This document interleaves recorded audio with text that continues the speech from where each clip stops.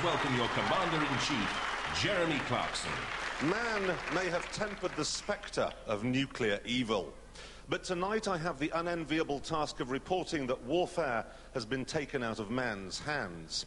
We're now at the mercy of machines, and a battle the likes of which we've never seen before is about to begin. Outside the studio, women have lashed themselves to the railings. Britain is about to witness the birth of Robot Wars, which is all about robots fighting. Men and women have spent up to 6 months building these machines, and in the next 30 minutes, most of them are going to be smashed. They're all in the pits now, though, with Philippa Forrester. I'm surrounded by 36 teams, and over the next few weeks, they're all going to be battling for a place in the grand final. They include some of the best technicians, engineers, and radio control experts in Britain today. But even though there's only a few seconds left before the first event, they're still making final adjustments.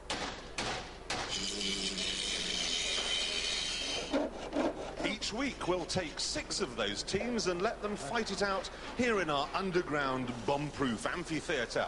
They'll be fighting obstacle courses, they'll be fighting each other, and most worrying of all, they'll be going head-to-head with pure, indestructible evil. The house robots.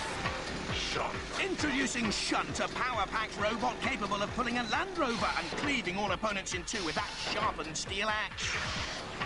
Matilda. Prehistoric Matilda's next up, with hydraulic tusks and a truly lethal chainsaw tail, running at over 3,000 revs per minute. Sergeant Bash. Keeping order, Sergeant Bash, featuring a savage circular saw and a flamethrower, certain to leave all opponents hot under the collar. Dead Metal. And dead metal with the pneumatic pincers and a steel cutting arm. I'm your commentator, Johnathon Pearce, and these are the house robots. Now let's see what the competitors have brought along to match that. First, from Bodmin Community College, Roadblock. Weighing in at 82.5 kilograms and over 1.45 meters long, all the signs suggest that this is a robot to be reckoned with, carrying a deadly circular saw. From Maidstone, Killertron. Don't let the lurid fluorescent paintwork fool you. Weighing in at 72.2 kilos, powered by 2 24-volt wheelchair motors and featuring a mighty pickaxe. Killertron bound to tickle his opponents more than pink. From Hagley Roman Catholic High School, Barry. This school-based engineering project features a pneumatic bulldozer-inspired scoop and is powered from 2 24-volt wheelchair motors. Barry packs a real punch and is the heaviest robot in the field. From Nottingham, Shogun. Built around a complex chassis featuring 2 Sinclair C5 motors and a 2-stage gearbox, Shogun can achieve a maximum speed of 7 miles an hour, and weapons include a motorised forklift and the honour of the samurai. From Dublin, Nemesis. Surrounded by lethal stainless steel spikes and a pneumatic ram, this fur-covered robot isn't as cuddly as it looks. Weighing in at 76.8 kilograms, Nemesis hopes to uphold Celtic honour here on Robot Wars. From Coventry, Grunt. Finally, tonight's fastest robot with a top speed of 15 miles an hour, running off 2 12-volt wheelchair motors. With a 0 turning circle and 3mm ground clearance, Grunt is definitely lean, mean and deadly keen. Back to you, Jeremy. The actual structure of these wars is very simple. There are various disciplines and the loser from each is eliminated. Surviving robots then fight each other, and the overall winner from tonight will return at the end of the series for a grand final. On now, though, with the first discipline. This is the gauntlet, and you can run it almost any way you like. It's up to each roboteer to choose which route is the best according to their robot's hidden talents. First of all, though, they have to get off this spinning carousel. Then, do they choose on my right, this maze? But you have to have an awful lot of maneuverability to get round it. Or a seemingly dead space on my left. It's not. It's guarded by the horrible Sergeant Bash. The middle route is the ramp route, but not every robot can get up on and off these ramps. And then there are the corkscrew lances, just one of many hidden surprises that can leap out at you if you're unaware. To my right, spikes come up from underneath the floor of the arena. You don't want to be impaled on those. And if you did survive on my left a scorching by Sergeant Bash, there's still dead metal who can clamp hold of you. And the might of Matilda waiting. Well, there's one more surprise here in the shape of the pendulum. It It could knock you sideways and send your time rocketing. Now, Roboteers, be prepared to amuse and impress us, but be prepared also to be humiliated. Roboteers, stand by. A-level students Hender Blewett and Chris Kinsey from Bodmin attempt the gauntlet for the first time ever. Our main feature is at the front, where we can push with some force, and we hope to create some serious damage later on with our main weapon at the back. 3, 2, 1. Activate.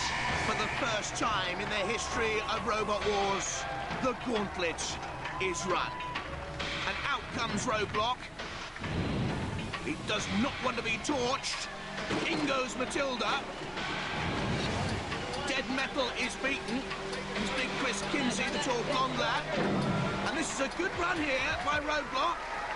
And that's very fast. There was a moment there, guys, I thought you weren't going to get off the turntable. Did that go through your minds? Well, yeah, we were having a bit of trouble getting it straight off.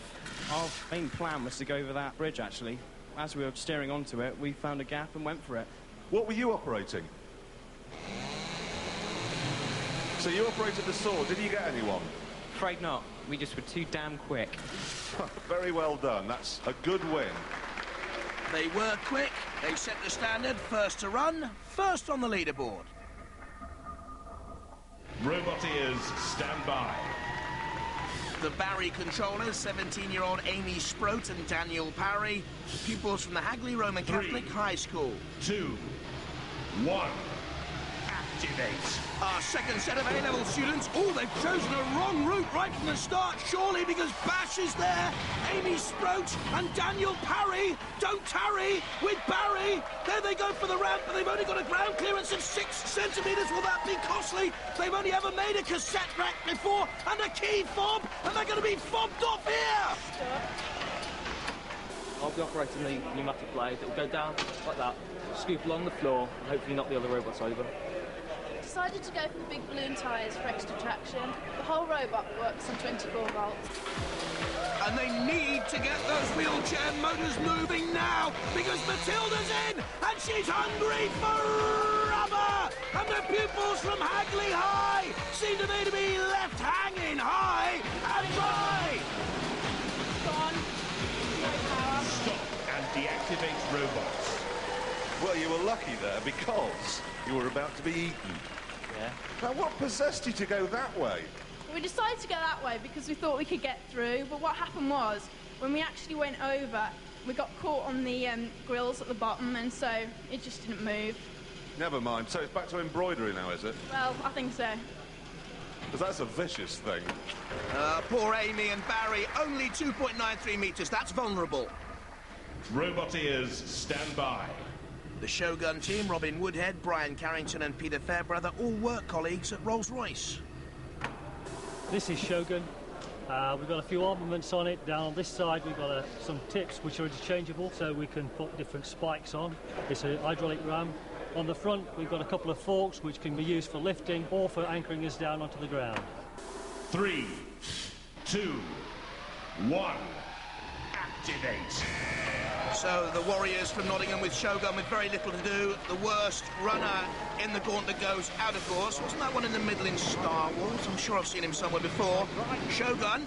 Oh, off the ramp, officer. Breathalyze that driver. Matilda's there. Oh, well, you're right there. Humiliation reigns supreme. I think so. You're not going to get out of that one. Not with Matilda. Stop and deactivate robots.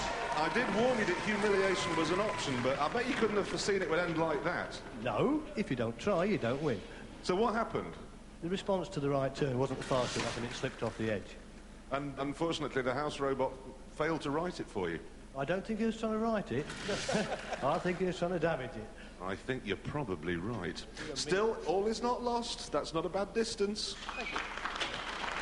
10.71 metres, enough to put them in second place. They're through.